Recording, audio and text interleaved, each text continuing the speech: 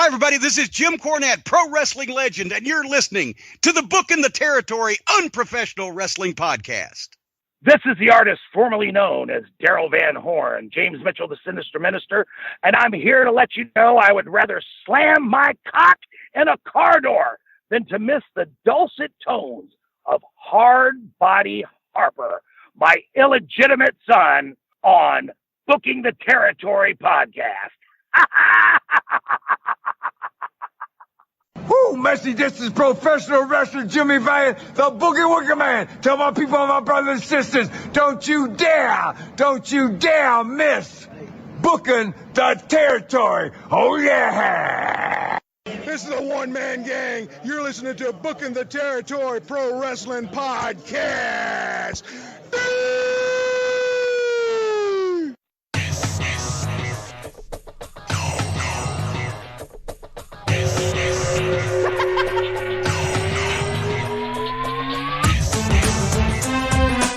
Welcome back, everyone, to this week's episode of Booking the Territory, the Unprofessional Wrestling Podcast. For today, we are covering WCW Saturday Night on TBS from December the 14th, 1991. This is Mike. I'm sitting here with Doc. Unfortunately, the superstar is not with us this week because, well, work was calling and there was just no shuffling around his schedule. So let me welcome you in, Doc. He won't be late. He just won't be here. How are you? Well, as always, I'm good. Bordering on great. Definitely blessed and about to be a blessing. At least we got some forewarning on this whole deal. He was a new level of communication from the hard body, and we knew all day long, and we've been scheming and planning for what time we could get in the booth. Yeah, man, he was. What's the word I'm looking for? Not forecasted. He prognosticated. He foresaw that he was not going to be able to make it on our normal night, and in reality, he said he was behind on all kinds of work. Superstar works a shoot job, and he's got a little gimmick he does on the side outside of Wildcat too to make ends meet. Because that's what you got to do these days. Everybody can't be Doc making all that cash, sweet cash. So yeah, Superstar is he's just tied up with multiple streams of income. Let's just call it like that. True. What did the text say? About to make this bitch walk funny. That's what it said. That's not. He didn't text me, for one, because I can't get text still, it seems. He called me. Okay. First of all, you can get text. You just can't I can get them. Yes, I can get text, but for whatever reasons, 90% of the time when I try to respond, it just won't go through. Just when we've almost established that you're a white dude, this pitiful scenario happens and throws it all into doubt. Wow. I'm just saying. Your phone gets text, but you can't send them. You're an asshole. You know that? I am, or not. Hey, so today, since we're recording this, I got a belly full of Mexican food because today is the boy's, Latrell's birthday, and he wanted to go eat Mexican food tonight. So we did that. And then basically I sang happy birthday at triple speed so I could get in here and record. It's nice. Father of the year. Yeah. Well, hey, we got to get done early tonight because you and I have transformed into, I would say, the Metroplex's two biggest Dallas Stars hockey fans. Is that correct? Yeah. This is a big game, man. We're recording this on May 9th. This is game 4 of the series. So a must-have, really. Yeah, the Stars are down 2-1. They got to get this one on the road tonight. Look, let me tell you this. You and I didn't skip all 82 regular season games to watch this thing flame out in the second round. We need this to happen. we literally, I think I watched 1 or maybe 2 regular season games. I watched 0 minutes of regular season hockey. 0. It's not even. There's too much going on, bro, for me to watch that, and it's just I don't have enough hours in the day, Well, okay, so have you been watching XFL or USFL? I'm more into USFL than XFL. XFL, there's too many weird rules in the XFL. I don't like the kickoffs. I don't like the Please don't explain it. The kickoffs are dumb. No extra points are dumb. Where you go for two, 3, or 4, whatever. No, you go for 1, 2, or 3. I don't like the extra points. USFL to me is a better league. Okay. It's just my opinion. Well, now it's not as good as the CFL, but it's a better league. Well, that was what I was about to ask you, because that's the question we all want to know the answer to, so we can ignore that. When does the CFL start? The regular season starts about a month from today. But you're missing, Doc. You moved off of the XFL. Are you not excited that your Renegades are playing for the strap this weekend? By the time this airs, the game will have been played. They made it to the title game before the Cowboys. Hey, Stoops is like, look, regular season is for chumps. We're just gonna wait till the end. We'll draft the competition till the end, and then we'll try to win this motherfucker with a losing record. They're 4-6. They're 5-6 now. They're gonna finish 500 if they win the championship. That automatically right there renders this league invalid. Right, because that never happens in the NFL, where a division winner has gone 7-9 before. But that division winner has won the Super Bowl. No. That's what I was about to say. But to be fair, the 7-9 division winner has never gone on to win a Super Bowl. Right. So there's that. Yeah, there's a fault in the way they determine their. I mean, it's fine. You only got 2 divisions, so I understand how this happens. But I believe a 7-3 team did not make the playoffs, where the Renegades made it at 4-6. That should not happen. Right. That seems a little suspect. Now, but we got CFL in June. One other quick question for you, and this is a pretty mundane topic on any other show, but on this show, it has a tendency to get you pretty worked up, and I think some of your little followers out there that get on this topic. How's the yard coming so far? What do you mean? Well, I mean, it's starting to get real warm outside. Like in the 90s. And it's been raining, and that means that grass is going to grow. You've been out there cutting and strutting? Oh, yeah. I had one cut already. Oh, no. Wasn't too hot the day I cut it, about a week ago. Week and a half ago, maybe. Actually, probably 2 weeks ago now. Did you put on your wrestling boots? Of course. Okay. Full gimmick. I was out there in the singlet and wrestling boots. You got the lawnmower in one hand, and you're carrying the Nux trophy that you had in the other. Can you imagine that visual? Tell me that's not a visual. What the fuck's going on over at the Mills house? Tell me that's not a visual. He's into the Hennessy again. That boy's been drinking. He's out there cutting his grass in a singlet and wrestling boots. That boy done lost his mind. He was yelling out, cutting and strutting. I don't know. Yeah. Boy, okay. I was complaining too as I cut that grass. Yeah, you need to get you somebody to do that for you. Nope. Sasha's always telling you that, isn't she? It's funny. I walked to the mailbox because, at least in our neighborhood, the mailbox isn't attached to your house or at the street. There's like a mailbox where it's down the block. God, that's how poor people live. Jeez. You go get your mail from there, and walking back and I see the neighbor. Met him last year, and he was out there. He just finished cutting, and I said, "Man, you the only other dude on this street that cuts your own grass, besides me." He said, "Man, I don't pay nobody to do nothing I can't do." I said, "I feel you on that one, brother." Bro, it's Texas. You're lucky you didn't get shot for talking to somebody in their yard like that. Well, he knows me, so. Oh, okay. Well. Yeah, there's that, right? Okay. Well. He was not cutting his grass in a wrestling boots or a Speedo or singlet, though. He was, he had full gear on. Okay. Well, hey, we got a 5-star review. Would you like to hear it?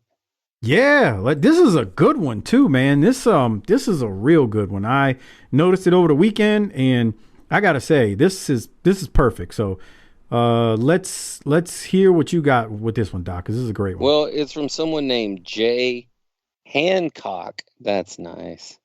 Jay Hancock 74. So if I'm going to guess, this fella here is in his late 40s because he was born in 74.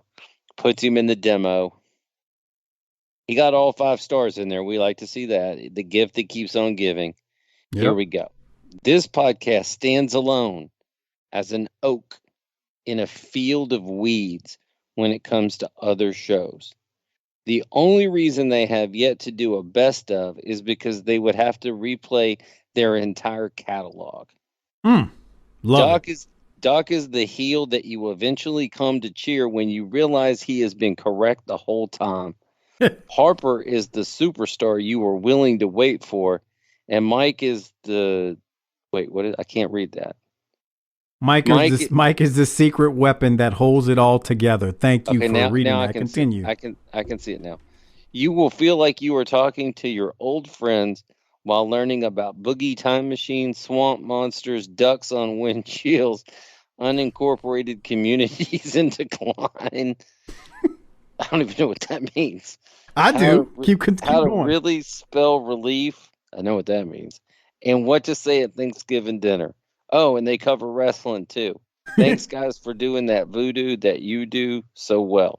That's also that Blazing Saddles reference that I think you did with the old D-Man. When did we talk about unincorporated communities in decline? So that is from an old Smoky Mountain show. Okay. You were reading some demographics, I believe, and there was an unincorporated, I guess the town we were in was an unincorporated community, and you read the demographics of it. Now, I don't remember the specifics behind it, but that's where that came from. And I think it might have happened more than once in the Smokies.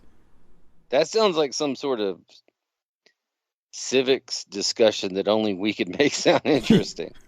Yeah, that's what that was. Well, that's a hell of a 5-star. That's a great one, and we appreciate it. We appreciate all the 5-star reviews. We will read them on the air if they land in front of us. What else do we need to talk about? You know, what other flips do you have? You're always the one trying to do flips and stuff.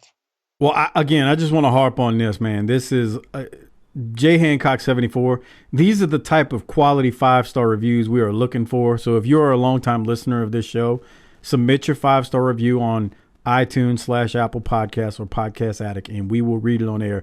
But this is a great 5-star review. I mean, he really wrapped it up into a nutshell when he talked about you'll feel like you're talking to your old friends while learning about boogie time machines, swamp monsters, ducks on windshields, unincorporated communities in decline, how to spell relief, and what to say at Thanksgiving. I mean, he really encapsulated. That shows a wide range of knowledge about this show that even I don't have. Well, the ducks on the windshield, that's from 2017 or something. Well, that's a long time ago. Is this our birthday episode? No, this isn't our birthday episode, but this is still our birthday month, and I'm glad you just mentioned that. You know why? Because in honor of our birthday month, you can get 2 months for free when you sign up on Patreon by going to tinyurl.com/PatreonBTT. That is tinyurl.com/PatreonBTT. If you go annual, you'll get 2 months free because you get a discount. Or if you're currently month to month and you go annual, you get 2 months free as well. I said annual and not anal. Annual, everyone. If you go anal, you get that joke. You get a piece of corn on the tip end of your dick. Okay. You mentioned other flips and dives. I did want to mention first, special shout out to our big time patron contributors monthly, Disrespectfully Classy, Mark E. Blassie, Mike Childress, Joe Ice, and good old Justin. Thank you for your generous support on Patreon each and every month. It's greatly appreciated. Speaking of Patreon, I recently added the video version of Armstrong's Army Training in the Woods to our Patreon page. And that was episode 80 of Smoky Mountain Wrestling from August 7th of 93. So check it out on Patreon when you get some time. Wait, which episode? It's episode 80 of Smoky Mountain from August 7th. 40% of the way through, okay. Yeah, and I'll send you the clip so you can check it out. But It was basically the video version of us discussing it. And there are things there that I didn't even remember what you said that you said. Harper said something about white trash or hillbilly predator in it. It's glorious. I'm going to send you the link when we're done tonight. That way, if you feel like checking it out when you get a chance, it's glorious. Those Very good glorious. Times. That was rough. Yeah, it was. So that's on Patreon. And speaking of Patreon, new patrons or returning Dennis S., Jesse M., and Josh W. actually went annual. So Josh, I sent you an email about your Pro Wrestling Tees gift card for going annual at the Hall of Fame level. So please check your email and respond when you get a minute. I greatly appreciate it. Thank you, sir. Josh is a longtime patron. He just signed up annually, so you can get a couple of months for free. So that's Patreon. Again, sign up, tinyurl.com/Patreon BTT, a great way to support this show.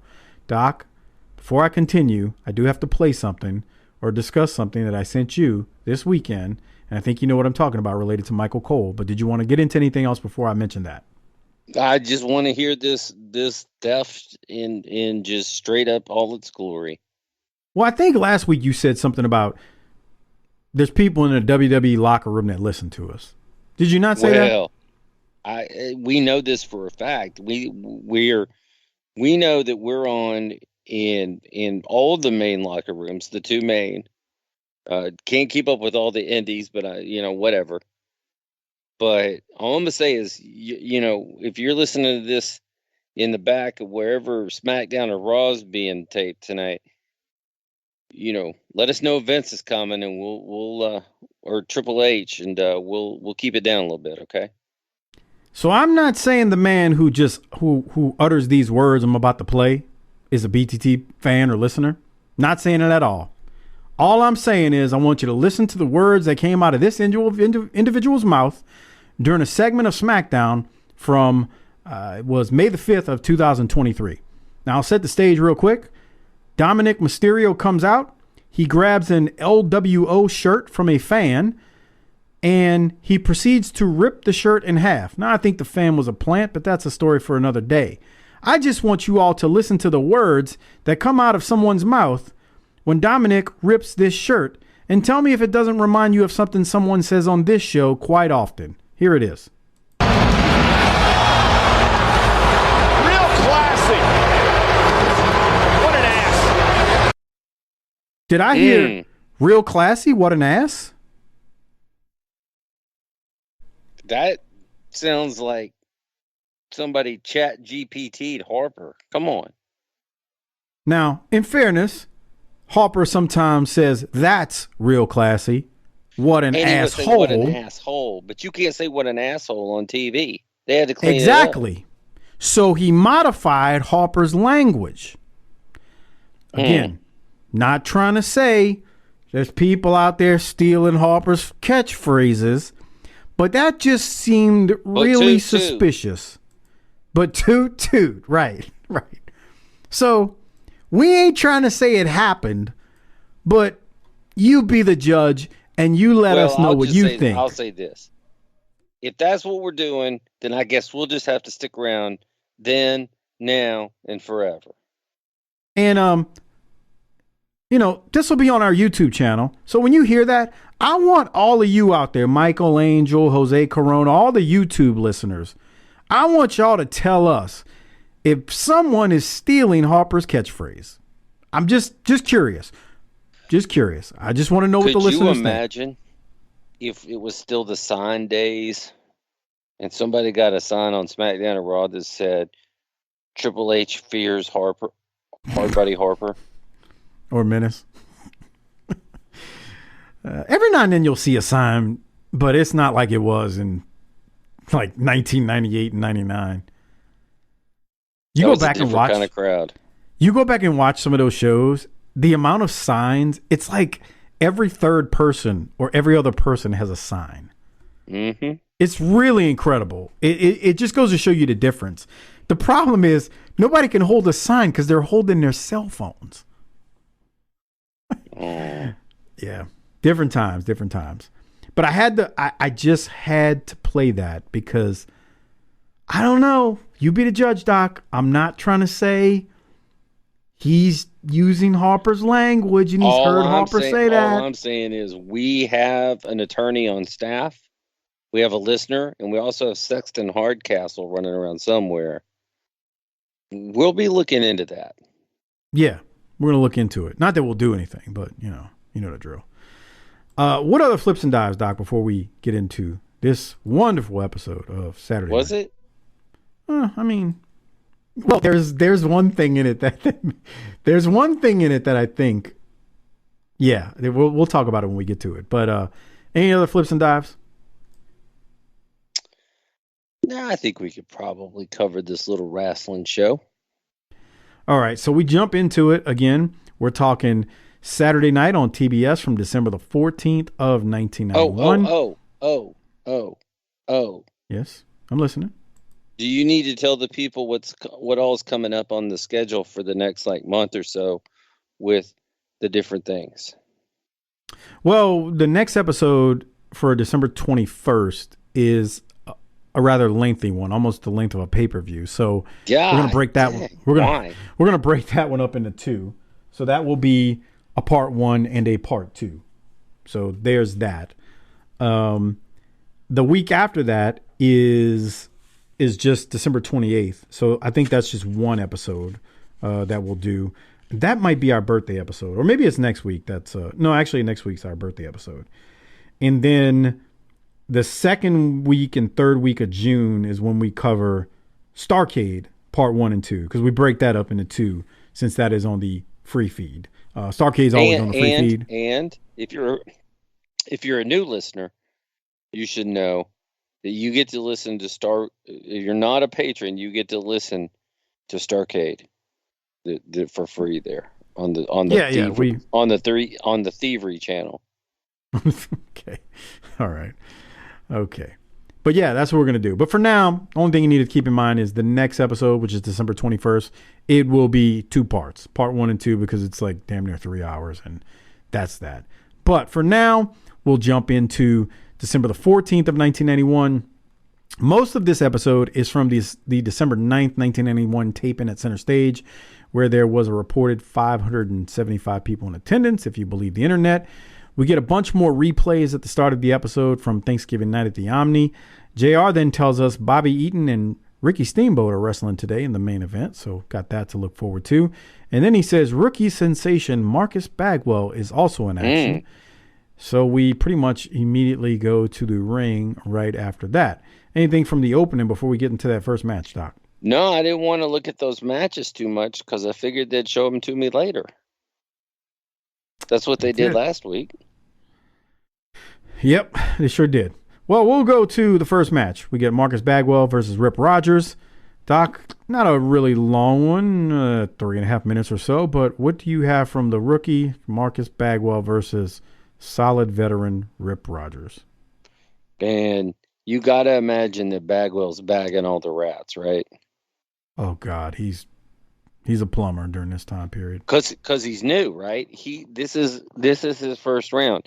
He hadn't even had to have any shots of penicillin yet. I mean, he's kid in the candy store, right? I don't know. He probably had a couple penicillin shots by this point, but Oh, really? We don't know that for sure. We're just speculating. Allegedly, right? Well, sure. I mean, yeah. I love Rip. Everything he does is heelish. His ponytail's heelish. The pink is heelish. The stupid handshake he just did at the beginning. The beard. He's so great at this. Didn't get a fair shake in his business. We'll never get to do. Never. We'll never get to do. Does everything right, but we'll never get to do. I mean, because it's sad. Even in these times, I feel like in the podcast era that we're in, Brad Armstrong, Bobby Eaton, and Tracy Smothers have had their profiles raised. I just want to see that love for Rip. Yeah, I mean, he doesn't get the love he deserves. I think the real true purist, me, you, Harper.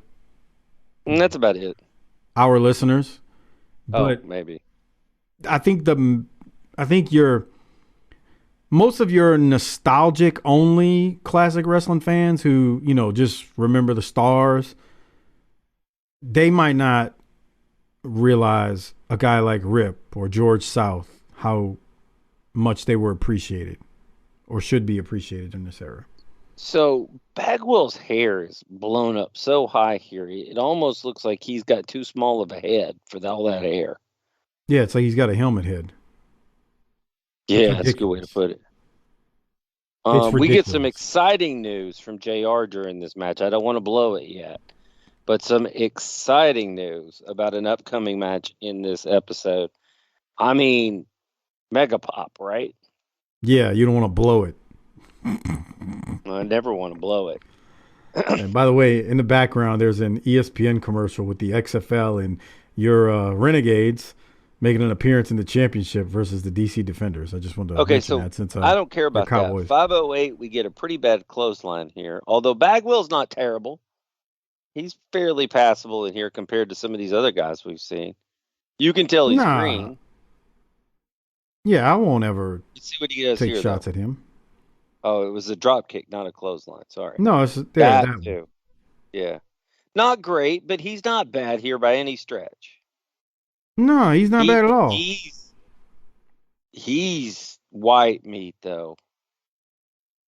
Yeah, you can just tell he's really young and he just needs more experience. But right, somebody hide Barnett, man. But stick him next to Z-Man, and Bagwell is like. This is who they wanted Z-Man to be. Maybe. Dude, like, Z-Man he's my boy. Come here, I'll make you NWA champion. Come on, bro. Let me lick your stomach. My boy. Let me gossip. Let me lick your stomach. It's sweaty. Stop it. What? Stop. That's just okay. What? All right. Nothing. Let's keep moving. Anything else? Just kid stuff. It is just kid stuff, according to Abducted in Plain Sight. Bagwell wins. He like a cradle suplex for the win. 1, 2, 3, and Rip Rogers sold for him and put over the youngster. It made him look great. To be fair, did his job. Tony Schiavone goes over the top 10. No surprises really here, if you ask me. So I'll just keep moving. Ravishing Rick Rude is number 1. Sting 2. Rick Steiner 3. Stunning Steve 4. Scott Steiner 5. So there is that. Doc, anything on the top 10, or we can continue?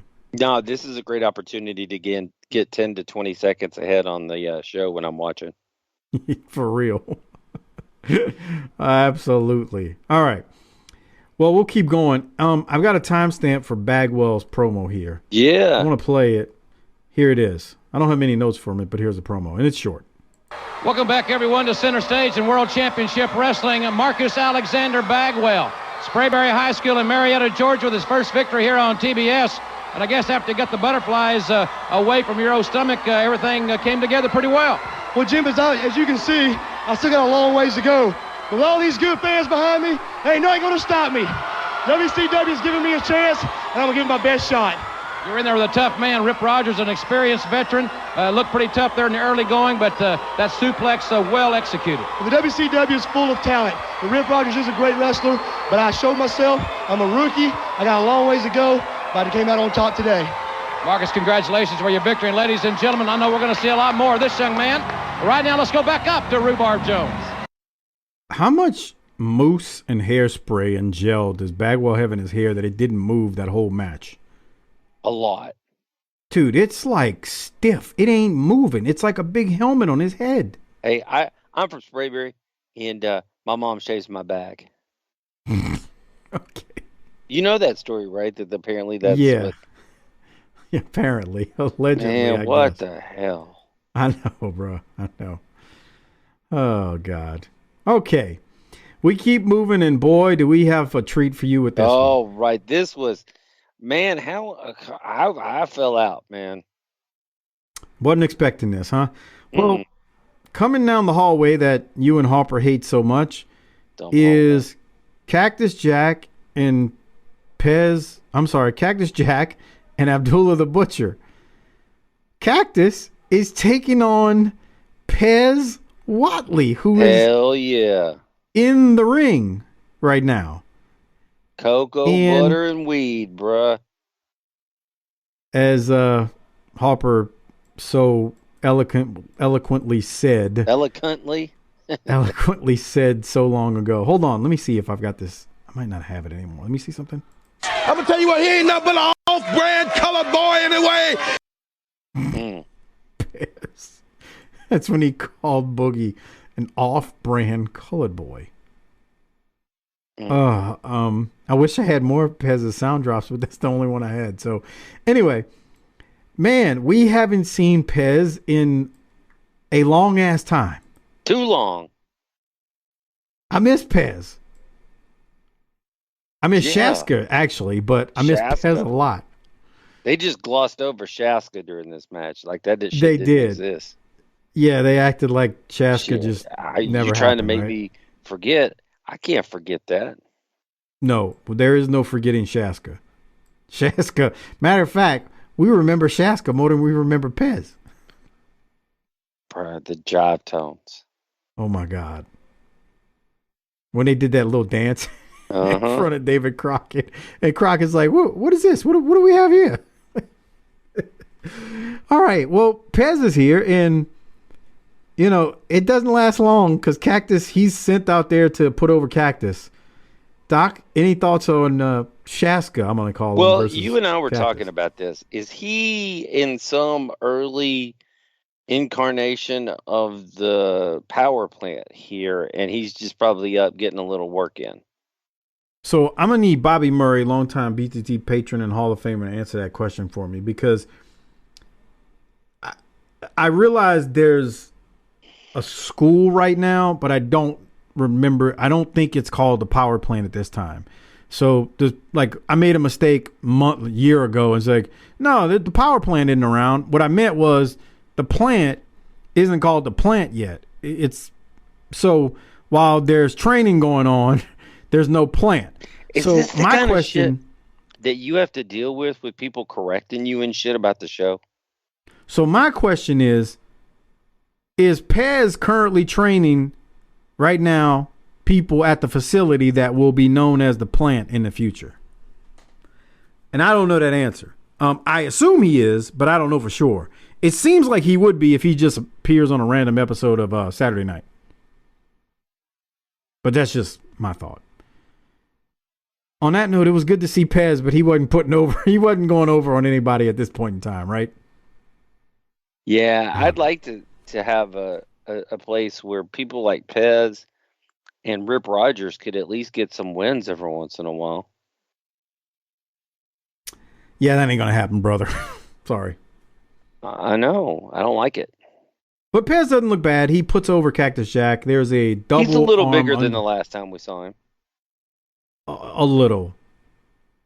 I should have looked up how old he was right here. I could probably figure that out. You just keep going through the match. Yeah, go ahead.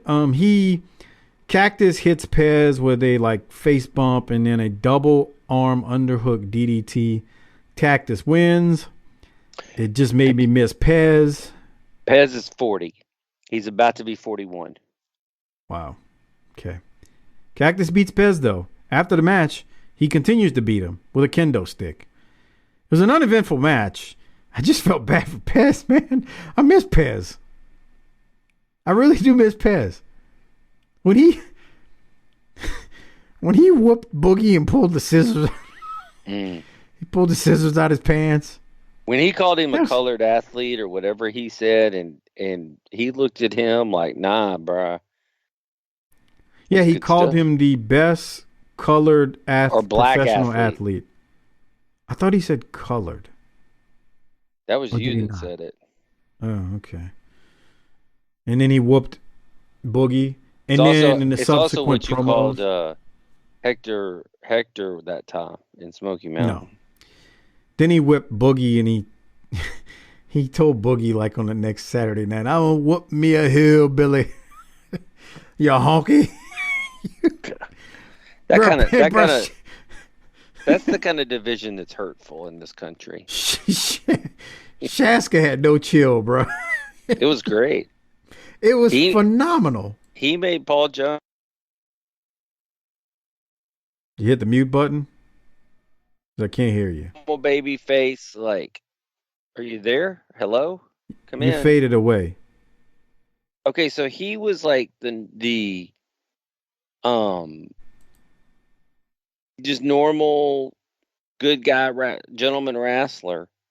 Yeah. And who knew that was lurking under there? Kind of makes you wonder what other guys could do if you give them that opportunity for the brass ring.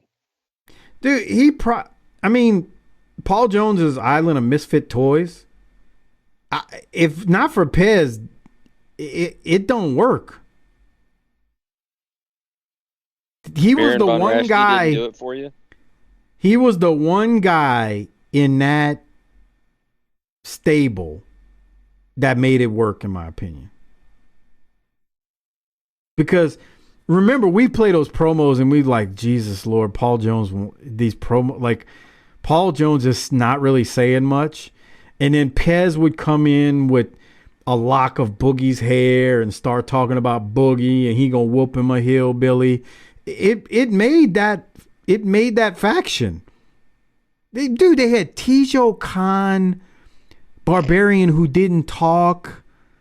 I mean, it wasn't like they had heavy hitters. They had Baron. Like, no. Pez was the man in that. He was the best promo out of all of them. So anyway, I loved it though. Miss Pez. That's why we're talking about it some more. Way to play the race card, Mike. We will continue, and you're an ass. Eric Bischoff in the WCW Magazine segment. Brian Pillman were shown versus Jushin Thunder Liger will happen at Christmas night, or we're told it will happen Christmas night at the Omni. They recap Pillman winning the light heavyweight title, defeating Richard Morton. And then we see a clip of a replay of Liger versus Benoit from Japan that we saw last week. Doc, any thoughts on the recaps and Pillman taking on Liger Christmas night at the Omni? Bischoff's awful. He just sucks. Okay, you really hate Bischoff, don't you?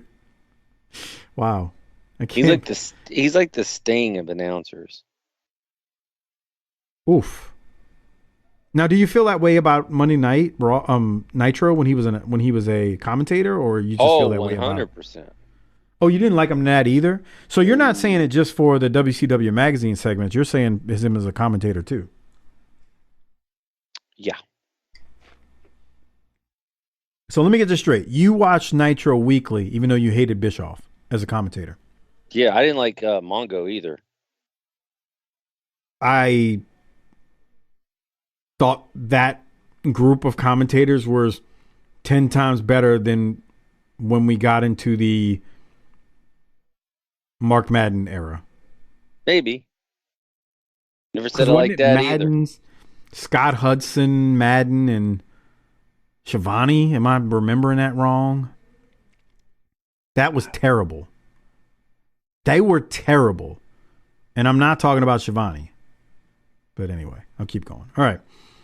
So, Doc, the Young Pistols are taking on the Patriots. They show a clip of the main event episode. Tracy pins Chip, and the Young Pistols win the U.S. tag titles last week. Right there, I had a timestamp because run that back 5 to 10 seconds. Explain what's happening here. With Tracy holding up the belt. Tracy and Steve just won the belts from the blonde in the Patriots. Too. And Tracy's holding up the belt, and he's doing that weird-looking dance that he does. I see the blonde on the left. I think she's underage, so I'm not going to comment. What are the probabilities that she got young pistoled that night? No, that's a young girl. I'm not. Well, actually, I don't know. I can't tell. She looks. I'm not. No, she looks too young. I don't think she does. But Tracy. Not that I think she's too young. I think she's old enough for legality. But she was about it. I don't know if she's 18, but she looks like she's enjoying the Pistols winning and Tracy's dancing. All right, so they won the belts. However, here's a new match. They come out without the belts.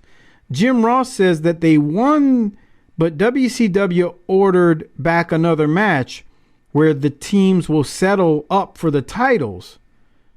But it's not this match for the titles. So they won the belts, but this match is not for the titles. To make things worse, the Young Pistols are taking on the Patriots here, and it's an elimination tag match. So when you lose, you must go to the locker room. I have no issue, obviously, with Tracy and Steve Armstrong. I love the Young Pistols, especially Tracy Smothers. But this is trash. I hate this. I really hate this. It's overbooked. It makes no sense.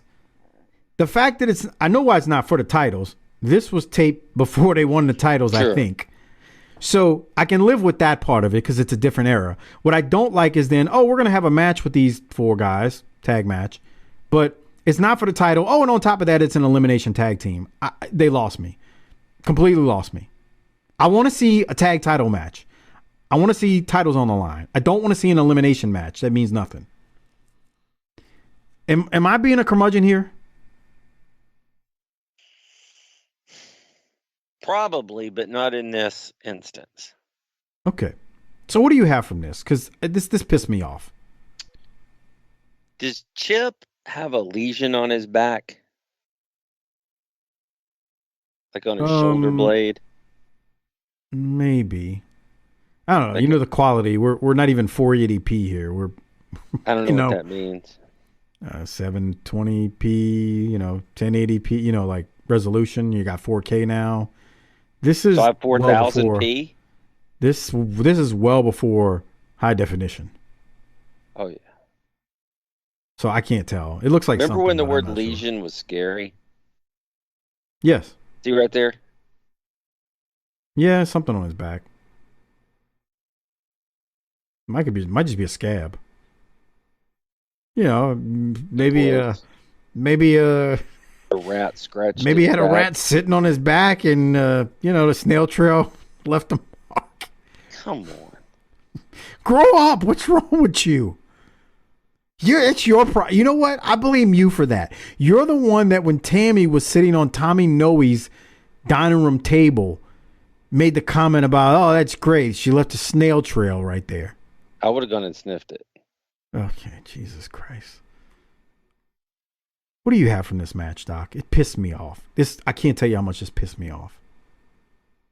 Crowd cooled off here too. Big time. And JR, he tried to sell it. He's doing his job, but man, sometimes when a log of shit is on the ground, you just ain't gonna be able to sell it to nobody. You're gonna pick it up from the clean end. You're gonna pick it up on the clean end. Right. What you gonna do? Pick it up on a napkin? It's still a log. So I don't remember what happens here, but the first ball's goofy, and it makes Pee Wee look terrible. I don't remember either because it pissed me off so much. But we really needed your help there. But thanks. Well, Chip was pinned first, then Armstrong was pinned, and then Champion pinned Smothers. So Chip and Champion, to make matters worse, they pin Tracy, who they're the champions, but they clean pin them. Tell me you saw that. Oh, that clip right there? Steve gets on thrusted his hips at Chip. That's the dance him and Tracy do. The hip thrust gimmick. These guys all need to get them some rats. I gotta say, man, Tracy and Steve, they're leaning into the heel, like prickish dick dancing. They got weird. They do weird dick dancing. You know what I mean? Yeah, they do. It's not like Stan Lane. Well, but he was serious about it. Yeah. Anything else, man? This really made me mad, dude. I don't think there's any reason to get that hot about it. It's dumb. It could have been better. Well, speaking of bad to worse. Speaking of dumb.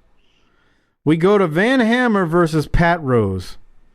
Poor Pat. God bless Pat Rose. Chubby little veteran.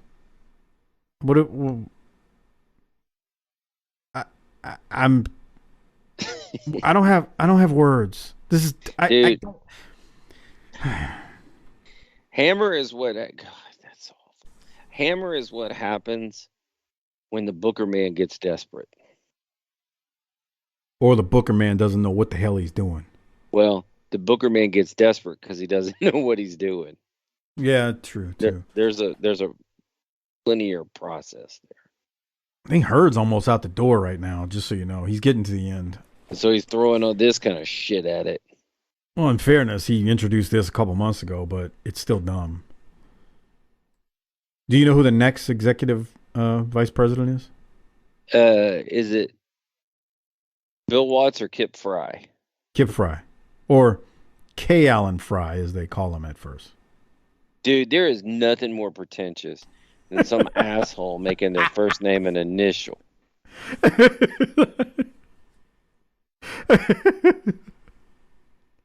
That is instant nuclear heat with me. Yeah, that's heat. Unless here's the only thing, and this probably never happens or rarely happens, unless your first name is a letter. Who the fuck's doing that? CD Which Lamb? is possible. See, even that is different because that's just the initial. That's just his name abbreviated. Or like, you know, his first name, I forget what it is, but those are the initials of his first and middle name. So that's different. But K. Allen Fry, when you use, like, your name better literally be K-A-Y. But it's You're not. a self-important piece of crap. That's what you are. What if that shit? What if I went by, hey, my name is, what if I introduced you the first time I met you and like, yeah, my name is M. James Mills. You'd have been like, get the fuck out. Dude, you already were an asshole to me. You would have been more of an asshole. How was I an asshole? You were a prick. You were a prick. How? You were a prick. How? Got mad at me because I would eat lunch alone. I don't want to be bothered with nobody. You know what? You can appreciate that because you don't want to be bothered with anybody. No. That's not true because I ate lunch alone in my office every day. It was when we had to come out and gather, you would still sit off by yourself in the room and just stare at everybody like you were going to like bump stock us all out. I didn't know nobody. So then how are we doing? If that's the case, how are we doing this podcast now? And I was told, sit in your corner and don't talk to anybody unless we tell you to. Well, that's good advice. See? He was an asshole. As Harper says, it's real classy. What an asshole. I believe what I said when you gave me your number is I said, is this your weed dealer or are you trying to get me in trouble? No. All right. Let's continue. Van Hammer wins with the Hammer Rock Slingshot Suplex, as Jay calls it. The Hammer Rocks Slingshot Suplex. And then Hammer. What are the odds that Hammer could spell that? Little to none, as he smoked his Virginia Slim. As Bobby Blaze said to me, bitch cigarettes. Bitch cigarettes. Dude, here was bad. Bobby's one of the nicest guys you ever want to meet.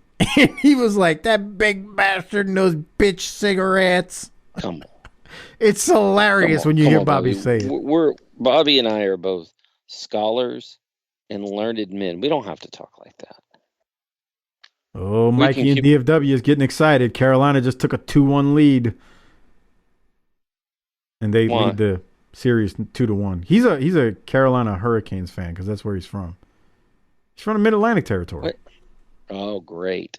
Yeah. That's nice. Anyway, Bobby, I just did a Harper. I got sidetracked. Why didn't he change his handle to the Tar Heel Turd then? Wow. Well, Morecci's already a Tar Heel guy, you know? Oh, I bet he's like chewing raw tobacco right now. Bro, Morecci's, I don't know if I told you this. He's like your height. I couldn't believe he was that tall. Why? I You make didn't it sound realize like he was I'm that like tall. 6'10". No, but I mean, when you're only 5'9", I mean, 6'4" is That's really true. tall. You're looking up to everybody. So first off, I'm not looking up to everybody. Half Pint is looking up to everybody. That's true. We ought to Imagine have being a that little get fella. together, and I can we really do need to have a get together, and then I can bounce him on my knee when he gets fussy. He's got a picture with all the 4 horsemen, and Lex is in a wheelchair, and I forgot who's sitting on like a stool, if it's Rick or something. And he's still the shortest guy. Yeah, he's still shorter than both of them. So Lex in a wheelchair is taller than him in real life. Yep. Let's continue. All right. Van Hammer won, as I said, and Hammer tells Cactus in the camera, "I'm coming for you." Okay, great. Can't wait to see that. Cactus, please bludgeon this idiot. Let's go to Ricky Steamboat. He's going to cut a promo. Here that is. Hammer being Atlanta's Omni on Christmas night, but so will Ricky the Dragon Steamboat and his partner Dustin Rhodes, as they will defend the World Tag Team Championship against beautiful Bobby Eaton and Arn Anderson of the Dangerous Alliance. But here today on TBS, there will be no championship on the line, Dragon. It'll be one-on-one, you and beautiful Bobby. You know, everybody has heard throughout the wrestling world, Dustin Rhodes and myself capturing the World Tag Team titles on the very first occasion that we were as tag team partners. And I also told Paul E. dangerously on television, I don't care, Dustin did not care, whatever tag team combination you wanted to throw at us. We beat these belts when it was Orange Anderson and Larry Zbyszko. Now it's Orange Anderson and beautiful Bobby Eaton. Well, tonight, one-on-one, it's you and I, Bobby Eaton. I've had many, many, many single matches, and I've heard that your track record speaks for itself. But tonight, we are no strangers to each other, and we will step into this ring. And if you're there and I'm there and you want me or a piece of me, you want to hold me back from holding on to this World Tag Team Championship belt, beautiful Bobby Eaton, bring your can on down the ring right here on TV. All right, ladies and gentlemen, what a matchup it's going to be a little bit later in the broadcast. Steamboat and Eaton, and when we come back, it'll be the World Television Championship on the line. Steamboat's pretty fired up. I thought it was pretty good from him. What did you think? I didn't think it was very good at all, actually. He's fired up. I mean, he was stumbling over words and it didn't make sense. If you go back and transcribe that, write it down, it doesn't make any sense. I mean, it does sort of if you piece it together, but I didn't think that was very good at all.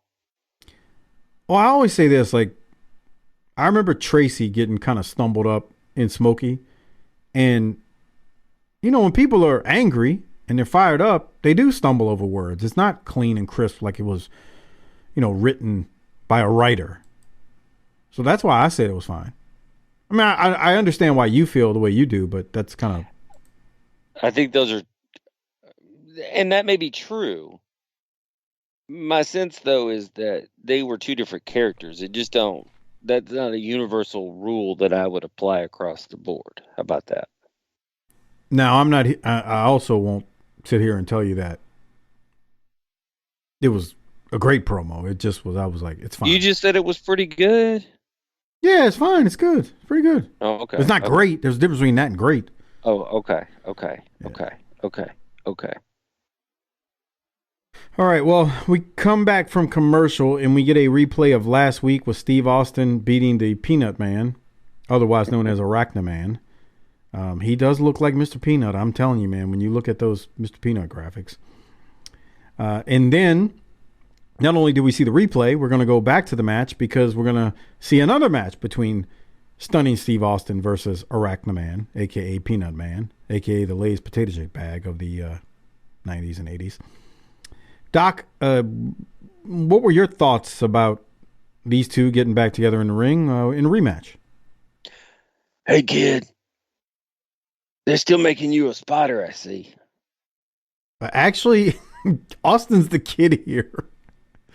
Not yeah, Brad. But he calls people kid. I don't know if he's calling Austin. I'm sorry. I don't know. I said Austin. I don't know if the kid, Austin, is calling the veteran kid here, Armstrong. He's not calling Armstrong a kid, I would assume. It's really interesting when you think about it, though, how Brad has been around for a long time now. Not just in WCW. I'm just talking about the business in general. 10 years. Yeah, and Austin's a rookie. He's a rookie. Okay, understand, in the wrestling business, they consider you a rookie for 5 years. That's always been the rule. Oh, okay. That's what those old timers will tell you. Okay.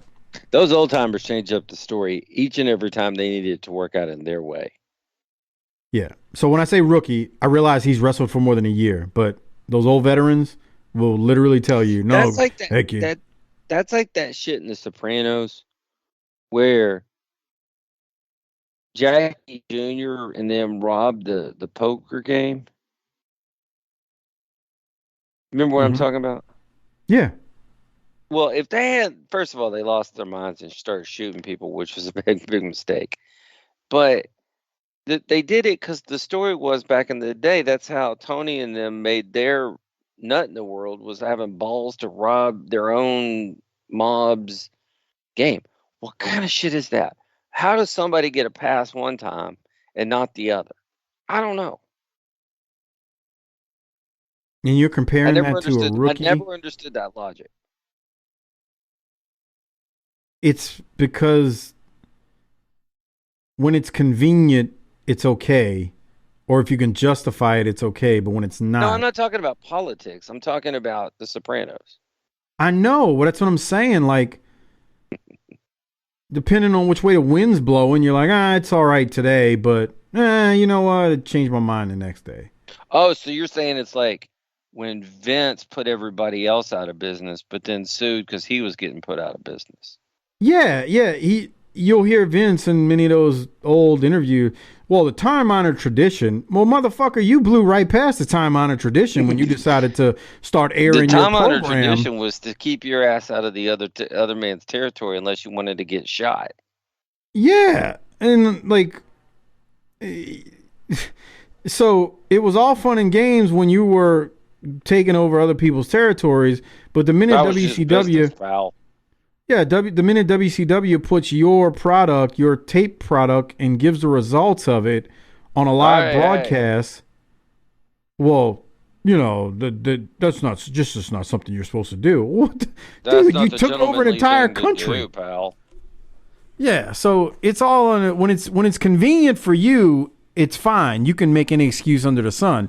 But when it goes against you, all of a sudden it's a problem. And get out of here, bro. I feel like somewhere inside you, bubbling up to the surface, is a promo on our property taxes here about how one set of politicians likes to spout freedom and lower taxes, bro, and then also hit you with our property taxes. I'm gonna make a bipartisan statement here. This is the honest God truth.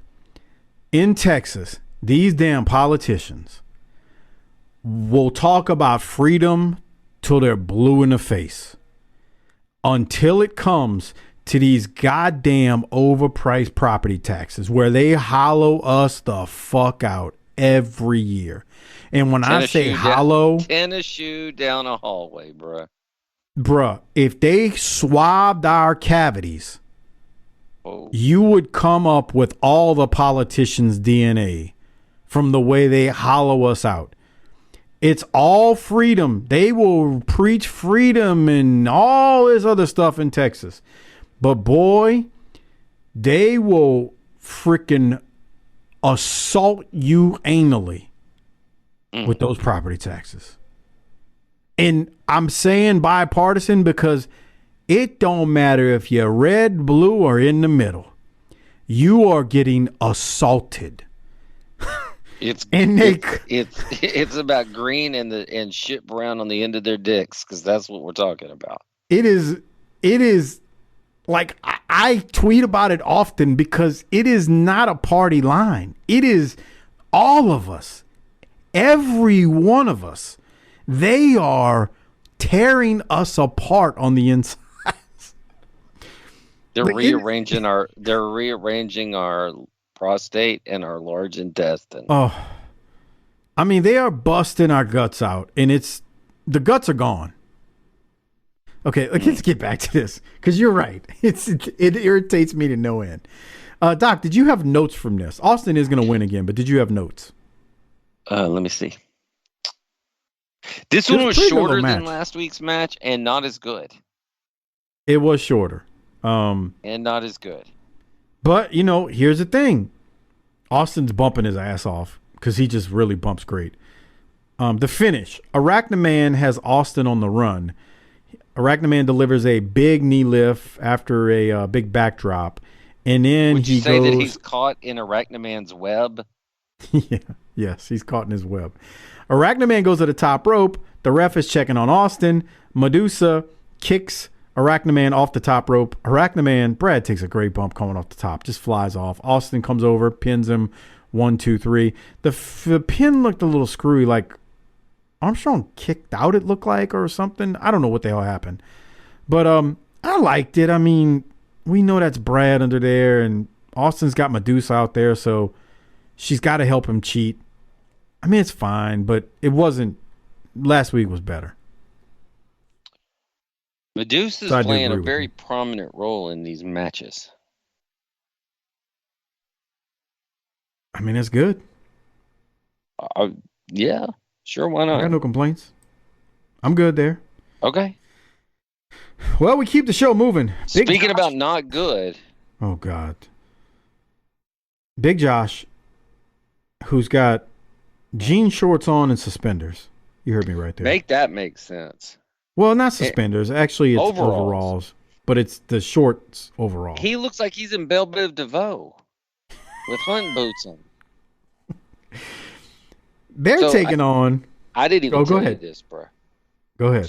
So I told you Latrell's running track right now, and we go to these track meets.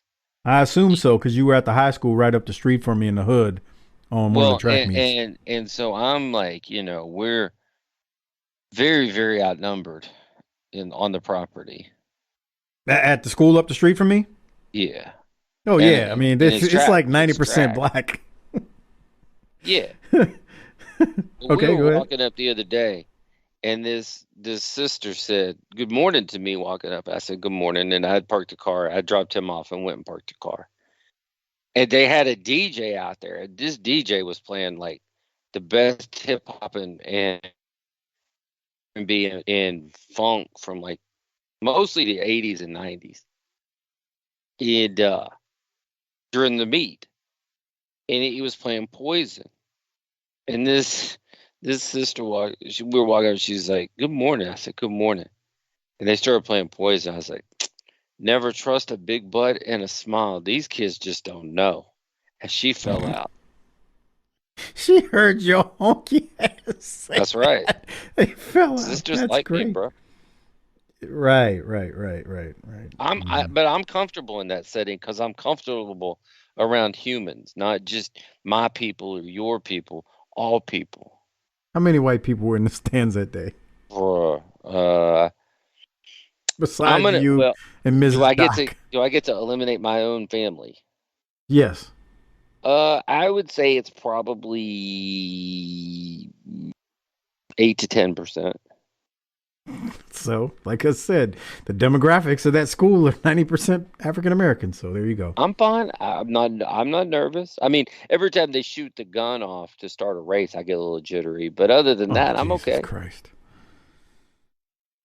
That school's got a really good high school football team, and I don't want to say anything else. Well, here, let me tell you this. I'm worried about youth sports because track has figured something out that I'm worried soccer is going to get into. Okay. You got to pay to get in to these track meets. What's wrong with that? Costs me $10 a head to get into. Okay. Maybe next time don't bring as many family members with you. As you fade out again. On the track, hit mute or something. You've been breaking up tonight, just so you know, here and there. Like right now, I can't hear you.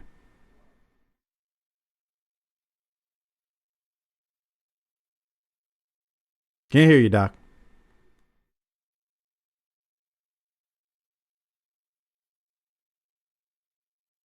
Can't hear you. Okay, I'm back. What exactly happened here now? Yeah, I can hear you. The Ethernet cord popped out of my computer. Of course it did. So yeah, every time I go to watch him lose because he's a little honky, it's $20. You got the money. Do you what know are you what would complaining happen? for? Do you know what would happen to me if they start charging admission to soccer games? I'd be broke. Right.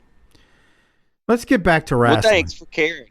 You just care about your property taxes. I get it, you motherfucker. You got to pay the same damn property. You're getting hollowed out just like I am. All right, let's get back to this match. So, Big Josh looks stupid over there. Well, you never let me finish who's wrestling. It's Big Josh and Mike Graham versus Thomas Rich and Buddy Lee Parker. Tommy Rich and Sergeant Buddy Lee Parker as a tag team. Parker needs to stop. We got 5-0's in the foundation now. Buddy Lee Parker needs to stop what he's doing, pat down Tommy Boy, confiscate the illegal substances in Tommy's pockets because he's got his chaps on in pockets or whatever, and just throw Tommy in the slammer and let the judge give him his sentence because I guarantee you there's some powder in those pants. Right? Come on. This is stupid. This is bad on paper and worse in the ring. Jim Ross tells us that Parker is not with the York Foundation. JR also says he asked Alexander York what was going on with Morton and Terrence Taylor, and all York would say was that they were out on assignment, and she had a nasty look when she said that. So they're teasing, Taylor maybe being done, Morton maybe being done. We really don't know. Doc, this is dumb.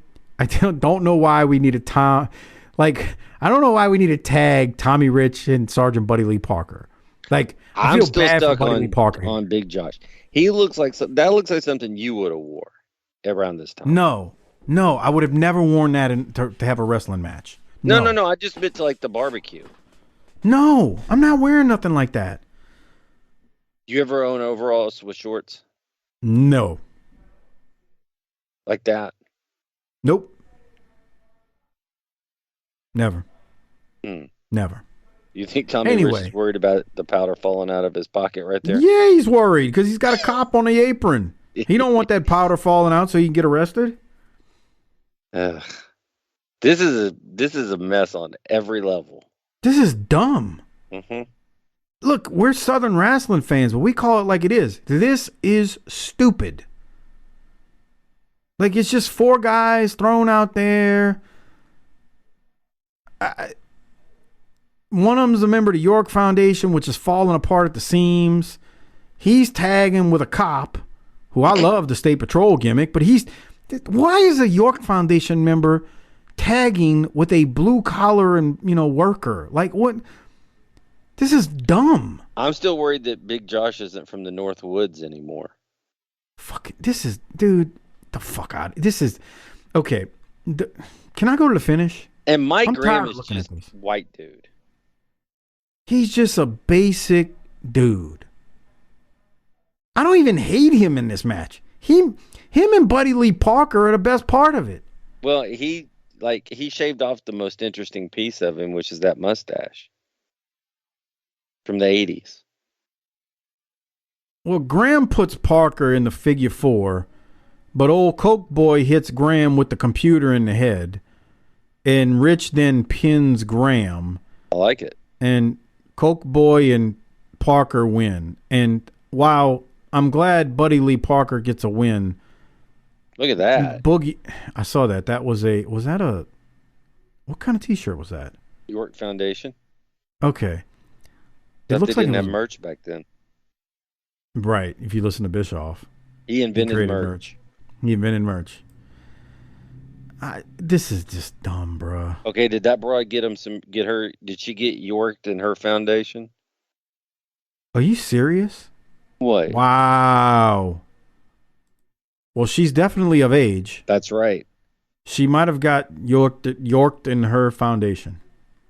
Okay. Did you just make that up on the fly? Yeah. God, grow up. You really need to grow up. That's terrible.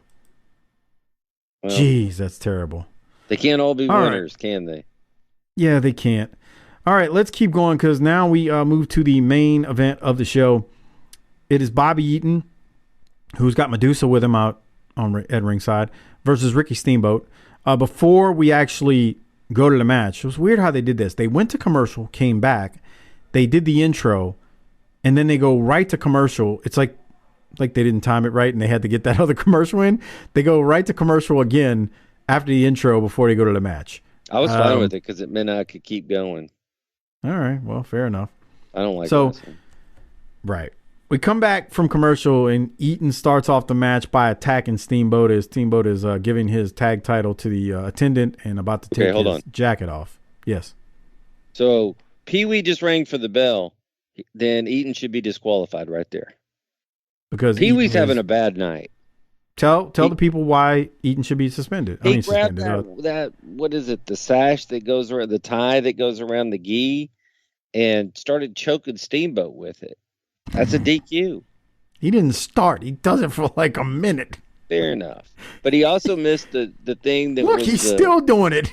Well, see, that should be a DQ. Pee-wee's not having a good night because he wrestled he reffed that captain's match and missed something in the first fall there. But you were so mad you wouldn't even let me see what it was.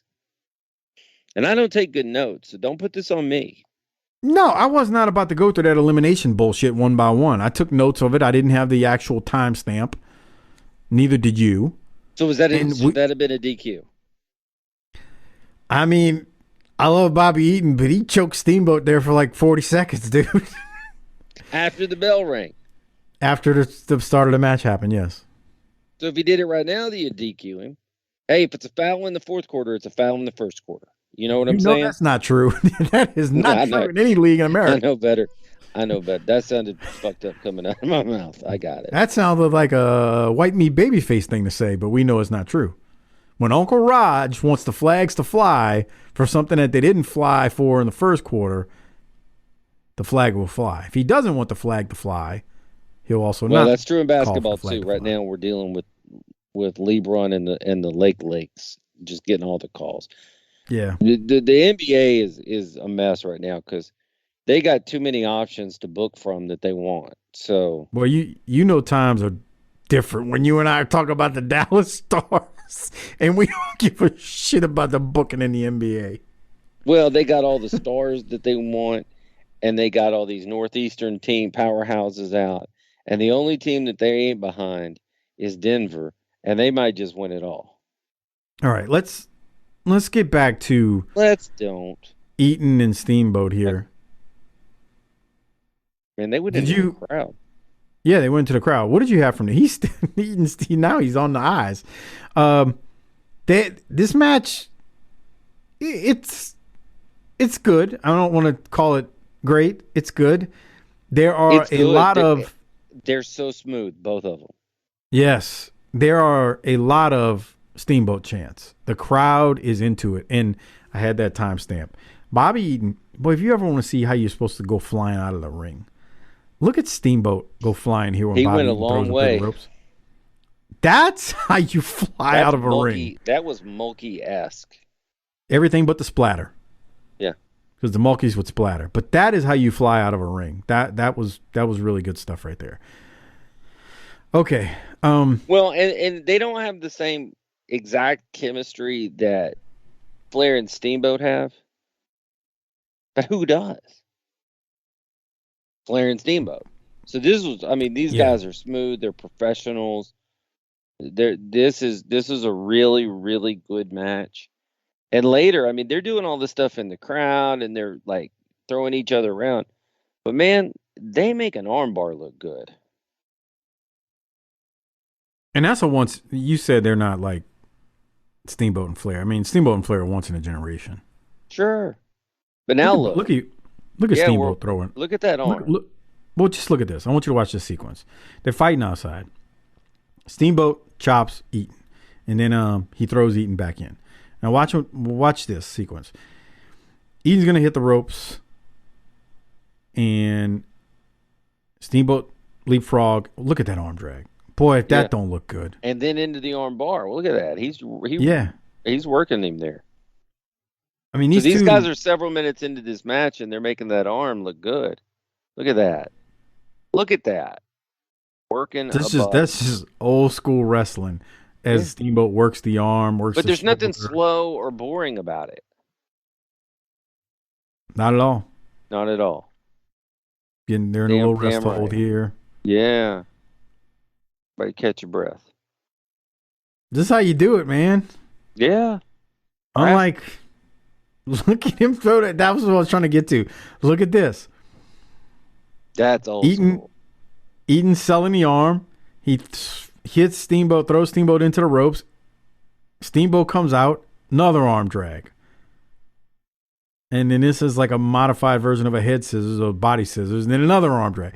Boy, Steamboat gets, you know the funny thing about Steamboat, we've talked about this before, when he hits an arm drag, he gets air on his own arm drag. I don't know how to describe it. You see how he leaps? He's fully committed and off his feet and kind of parallel to the ground when he's hitting the move. Man, and you're a patron, just go watch the video version of this. It's and much really like good. Rip Rogers does all the little things right. Steamboat does these kinds of things right, but in a different way that fits his character. Yeah. I mean, they go in the rest holes when they need to slow it down, and then they pick things up, and they're just good, man. I don't know how else to describe it. These two are, again, it's not like watching Flair and Steamboat in those world title matches, but this isn't a world title match. It's in center stage, so, you know, it's going to have a little bit taken off just from that, and it's just a TV match, but, you know, they went out there and earned their paychecks. That's for damn sure. Eden's trying to shake blood into his arm from the arm bar there. Yeah, he never stops selling the arm. He sells the arm the whole time. And here it goes again, another spot. These assholes get hit with a sledgehammer and pop right back up because that's Lucha's style. Fellas, we're doing more work than this job requires. All right, Robert Fuller. When he told Kerry Von Erich that. Kevin. Was it Oh, that's right, because Kerry was unfortunately deceased. Dude, I can see him saying that too, because Kevin Von Erich was a stiff, just ridiculous dude in the ring. And I can see Robert Fuller like, fellas, we're doing a little bit too much work than this job requires. Oh, God. That's a legend. Little fella, stay out of my face, hold the microphone up high, because Stud gonna tell you. All right, hey, Doc, did you what know else? that yesterday was VE Day? No, I didn't. Victory in Europe Day? I was like, what are you talking about? I thought you were getting the date confused when Kerry Von Erich won the world title from Flair. I'm like, no. I thought that's what you were getting at. Yeah. Yeah, that didn't happen. All right, what else, Doc? You got anything else? Before I go to the finish. Well, they used the same finish here as the one of the Flair Steamboat matches, right? The two or the first one? Did they? Yeah, I think so. In the all 2 out of 3 falls, I think. Maybe not. I don't think it was a crucifix though. Okay, maybe not. I mean, I watch a lot of wrestling. It's hard to keep. Yeah, I don't think I know which one you're talking about, but I don't think that was the same finish. Okay. But the finish, Steamboat skins the cat on the ropes, but Bobby hits Steamboat with a belly-to-back suplex. Steamboat kicks out on 2. Backbreaker by Eaton. Steamboat is kicking out on everything in this finish. And then here it comes the crucifix where he pins Bobby Eaton. So Steamboat wins. Kind of, I don't want to say it came out of nowhere, but Bobby kind of had him on the ropes before Steamboat won. And then Steamboat is getting up. And as he's about to get up, Medusa comes in the ring and kicks him in the back. And he's not looking. So he's about to turn around and do some, I guess, karate. And he realizes it's Medusa, so he stops himself because it's a woman. You know, he's a gentleman wrestler. Can't hit a woman. Well, when he holds back. At least not in the face. Austin hits the ring and hits Steamboat. And now Austin and Bobby are double teaming Steamboat. And they're putting the boots to Steamboat. Barry Windham comes out to save Steamboat.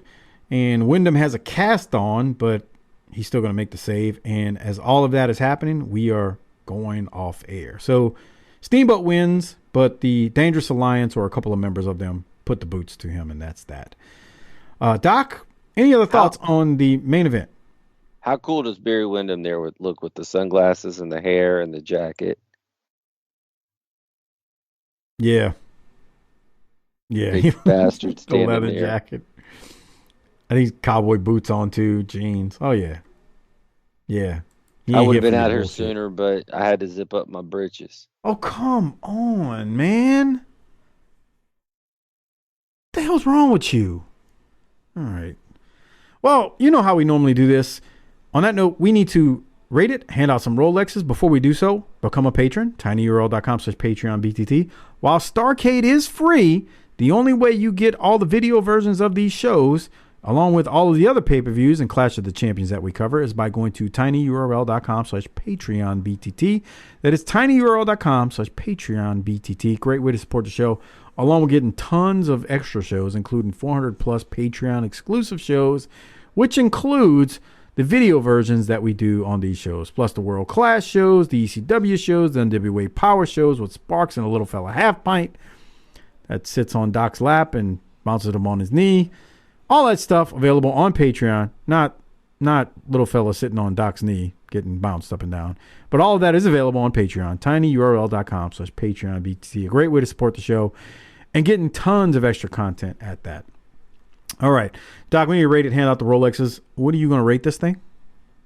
This is a tough one. It kind of is, yeah. Because we saw a couple of our favorite gentleman enhancement talents. But there was some really questionable matches. Yeah. I mean, we had that ending match that was really good. It took up a lot of time, too. They started that last match with, like, I don't know, 17, 18 minutes left in the show. Yeah, but they hit those 2 commercial breaks. Yeah, that's true. Wheel. Because I'm a more positive person than I am a negative person. Right. What? You're more positive than negative. Sure, Chief. What's that supposed to mean? Can you just rate it? B+, asshole. Yeah, I think I actually think you're about right there. I think B+ is pretty accurate for this one. Because we got Pez, and we had some other stuff here that was good. The main event was really good. Austin and Bagwell. Austin was good. Austin and Arachnoman were fine. Bagwell was fine. We did have some stupid stuff. The Young Pistols versus the Patriots and whatever that was, along with Van Hammer versus Pat Rose. No disrespect to Pat Rose. And, of course, you hate Bischoff, so there's that. But, all right, this is the toughest part is not the rating to me, it's the Rolex. Pez, dude. Yeah, I was going to give it to the main event, but I think you're on something. I think we got to give it to Pez. Chaska, Mr. Cocoa Butter. Bro. I miss Shaska, man. I like the way Cocoa Butter smells. Cocoa butter smells real good. I don't understand what's the problem with cocoa butter. Harper's got problems with people, He's got a problem with everything, though. I'm going to tell you what, he ain't nothing but an off-brand colored boy anyway. Shaska called Jimmy Valiant an off-brand colored boy. Hey, Harper's still doing his life advice, relationship advice, video shout-outs. All you got to do is email him, ChrisHarper16, Wildcat with a K, @gmail.com. Tell him what you want in your video, each and everything. Be very descriptive. And then PayPal him to cc30388cc@yahoo.com. And PayPal him $20, and then he will get on your video, email you if he has any questions. And, it's not only relationship advice for you, life advice for you, video shout-out for you. Maybe you know someone who needs a pick-me-up. Or maybe you know someone who needs a kick in the ass or kick in the balls. If that's the case, you can have him cut a promo on them. He will gladly do it. He's done it many times before. So do that. Again, email ChrisHarper16, Wildcat with a K @gmail.com. And PayPal is cc30388cc@yahoo.com. $20 PayPal will get you your very own video. All right, Doc, what else we got to do before we get out of here and ride off on our Kawasaki mules off into the sunset? Anything? Always forget. I really always forget. I feel like we're always missing something at the end, I can never remember what it is. There's always a topic the next day or after we're done or in the morning. I go, damn, we were supposed to talk about that, but I don't know what it is. So there is something, you just forgot it? Yeah, like there's a topic or something. Man, you better hurry up and get it out, because I'm about ready to hit the line. Okay, well, I don't have it, so why don't you hit the tagline? Thanks again for joining, everybody, and become a patron. Make us happy. Hit the tagline, Doc.